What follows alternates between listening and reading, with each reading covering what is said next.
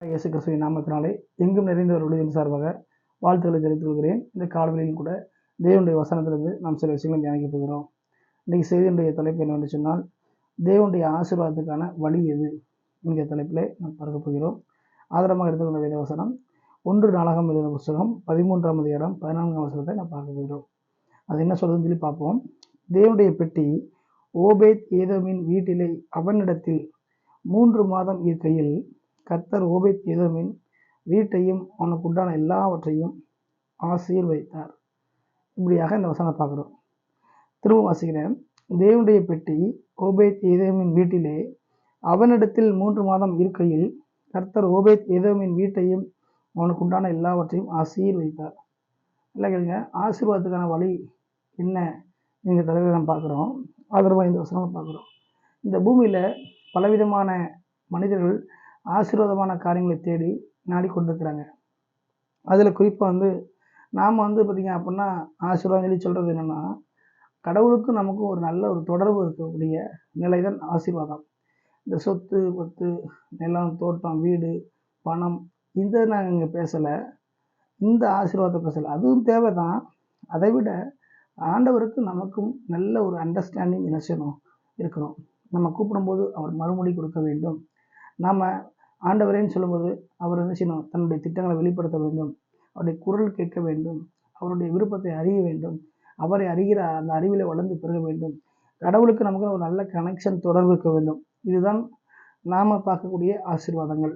அது போக உலகத்தில் உள்ள காரியங்களை பார்க்கும்போது நிறைய ஆசீர்வாதம் சொல்லலாம். வீடு நிலம் வாசல் பணம் அப்படின்னு சொல்லுவாங்க.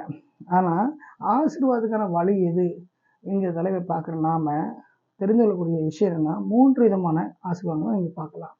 ஃபஸ்ட்டு ஆண்டவருடைய ஆசீர்வாதங்கள், அடுத்து ஆண்டவர் மூலமாய் வருகிற ஆசீர்வாதங்கள், அடுத்து ஆண்டவருக்காக ஆசீர்வாதமாக வரக்கூடிய காரியங்கள் சொல்லி பார்க்குறோம். ஆண்டவரின் ஆசீர்வாதங்கள் அப்படின்னு சொல்லி பார்க்கும்போது என்ன பார்க்குறோம்னா, ஆண்டவருடைய சத்தம் கேட்குற அனுபவம், ஆண்டவருடைய கூட இருக்கக்கூடிய அந்த அசைவாடுதலை பார்க்கக்கூடிய அனுபவம், அவருடைய சித்தத்தை அறிந்து செயல்படக்கூடிய அனுபவம், அவருடைய அந்த ஆவிக்குரிய அனுபவத்துக்குள்ளே போகக்கூடிய அனுபவம், இதெல்லாம் ஆண்டவருடைய ஆசீர்வாதங்கள். அது மாத்திரமல்ல, ஆவிக்குரிய அனுபவங்களை பார்ப்பது, சத்தம் கேட்பது, சித்தத்தை அறிந்து ஓடுவது, முன்னாடியே நடக்க போகிறத அறிந்து சொல்வது, இது எல்லாம் ஆண்டவருடைய ஆசீர்வாதங்கள். அதுதான் ஆண்டவரின் ஆசீர்வாதங்கள். அதாவது கடவுளுக்கு நமக்கும் ஒரு நல்ல ஒரு அண்டர்ஸ்டாண்டிங் இருக்கக்கூடியது. இந்த இதை நம்ம சொல்கிறோம். இரண்டாவதாக ஆண்டவர் கொடுக்குற ஆசீர்வாதங்கள், அதுதான் இந்த உலகத்துக்கு தேவையான வாழ்வுக்கு தேவையான நிலங்கள் கோட்டைகள், அடுத்து பொருளாதார காரியங்கள், இந்த மாதிரி தான் ஆசீர்வாதங்கள். அடுத்து ஆண்டவருக்கான ஆசீர்வாதங்கள் அப்படின்னா அது பார்த்திங்கன்னா ஆத்துமாக்கள் மூலமாக வருகிற மக்கள் ஆசீர்வாதங்கள், மக்களின் ஒரு செல்வாக்கு, இது போன்ற 3 நிலைகளில் தான் நம்ம இன்றைக்கி அந்த ஆசீர்வாதங்களை பார்க்குறோம். அப்போ ஆசீர்வாதத்துக்கான வழின்னு சொல்லி பார்க்குற நம்ம இந்த சொல்லப்பட்ட 3 விதமான ஆசீர்வாதங்களை பார்க்குறோம். அப்போ அந்த 3 விதமான ஆசீர்வாதத்துக்கு நம்ம வாழ்க்கையில் வர வேண்டும் என்று சொன்னால் அதுக்கு வழி எதுன்னா, இந்த வசனத்தை சொன்னபடி தேவனுடைய பெட்டி ஓபேத் ஏதோமின் வீட்டிலே அவனிடத்தில் 3 மாதம் இருக்கையில், இங்கே தான் மேட்டு. இங்கே தேவனுடைய பெட்டிங்கிறது எது அப்படின்னா, கர்த்தருடைய வார்த்தை, கர்த்தருடைய சித்தம், அதுதான் குறிக்குது. தேவனுடைய பெட்டிக்கு என்ன இருக்குது, மண்ணா வைக்கப்பட்ட ஒரு பாத்திரம், பழைய ஏற்பாட்டில், அடுத்து கற்பலகைகள், அடுத்து ஆரோனின் தளிர்த்த கோல். அப்போது தேவனுடைய பெட்டி ஓபேத் ஏதோமின் வீட்டிலே அவனிடத்தில் இருக்கையில் அப்படின்னு பார்க்கும்போது, ஒரு மனுஷனிடத்தில் கர்த்தருடைய வசனங்களும் கர்த்தருடைய பார்த்திங்க அப்படின்னா சமூகத்தை கொடுக்குற வாஞ்சையும் வைராக்கியமும் இருக்க வேண்டும்.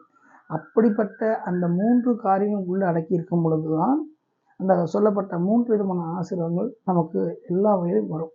இன்றைக்கு நம்ம ஆசீர்வாதம் வேணும்னு சொல்லி சொல்கிறோமே தவிர, அந்த ஆசீர்வாதத்துக்கான வழி எது என்பதை புரியாமல் அறியாமல் ஓடிக்கொண்டிருக்கிறோம்.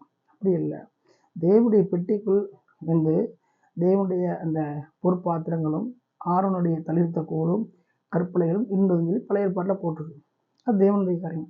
அப்போ அந்த ஒரு உலக பிரகாரமான அந்த பெட்டி, அந்த பெட்டியை செஞ்சு என்ன செய்கிறாங்க, வைக்கிறாங்க. அந்த பெட்டிக்குள்ளே இருக்கக்கூடிய அதை ஓபேத் ஏதோம்னு ஒரு மனுஷனுடைய வீட்டில் வைக்கிறாங்க. அது நிமித்தம் அவனுக்கு ஆசீர்வாதம் உண்டானது எல்லா வகையிலும் பார்த்தோம்.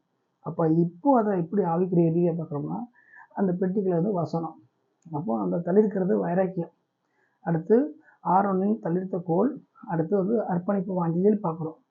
அப்போ நம்ம வாழ்க்கையில் வசனங்களும் அல்லது ஆண்டவருக்காக எழுப்பி பிரகாசிக்கக்கூடிய அந்த தளிர்த்து கொண்டக்கூடிய அந்த வைராக்கியமும், அடுத்து அந்த பொறுப்பாத்திரம் அந்த பரிசுத்தம், இந்த 3 சேர்ந்து பரிசுத்தம், கர்த்தருடைய வார்த்தை, ஆண்டவருக்காக எழுப்பி செயல்படுகிற அனுபவம், வாஞ்சை, இந்த 3 எப்படி நமக்குள்ளே இருக்குதோ, எப்போ இருக்குதோ அப்போவுமே எல்லா வகையிலும் ஆசீர்வதிக்கக்கூடிய ஆசீர்வாதம் வந்துவிடும் தான் நம்ம இன்னைக்கு பார்க்கணும். இப்போ ஆசீர்வாதத்துக்கான வழி எது?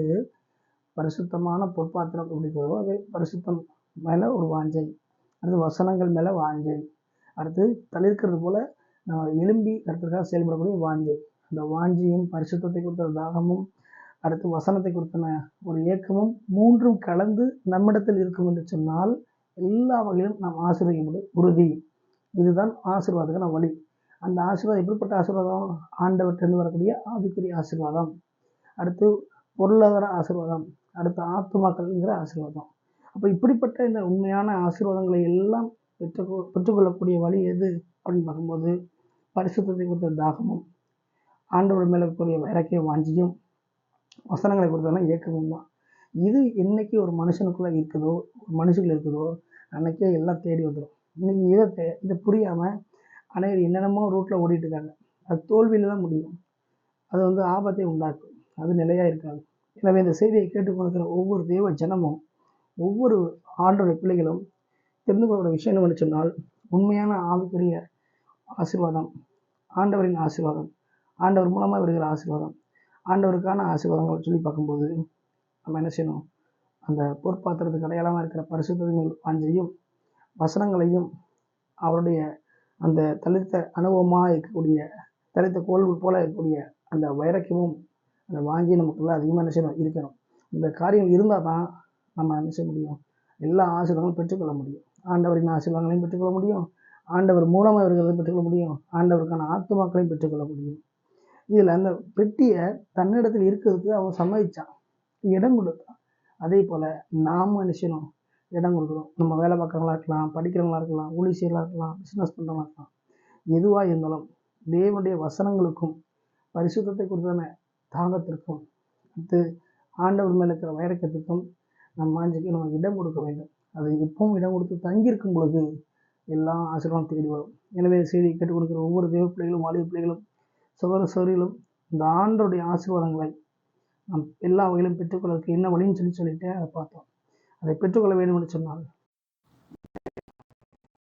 பாசம், அந்த அக்கறை, அர்ப்பணிப்பு, வசனங்களை கொடுத்தன இயக்கம், 3 நம்மிடத்தில் அனுமதிக்க இடம் கொடுக்க நாம் ஒப்பு கொடுத்தோம் என்று சொன்னால் எல்லாம் தேடி வரும். இதை மறந்து விடாதபடிக்கு தொடர்ந்து இந்த காரியங்கள் எல்லாம் வாழ்க்கையில் நிறைவேற்ற வேண்டும் என்று சொல்லி எல்லாரையும் எங்கும் நிறைந்தவர்களுடைய வாழ்த்துகிறது. ஆமென்.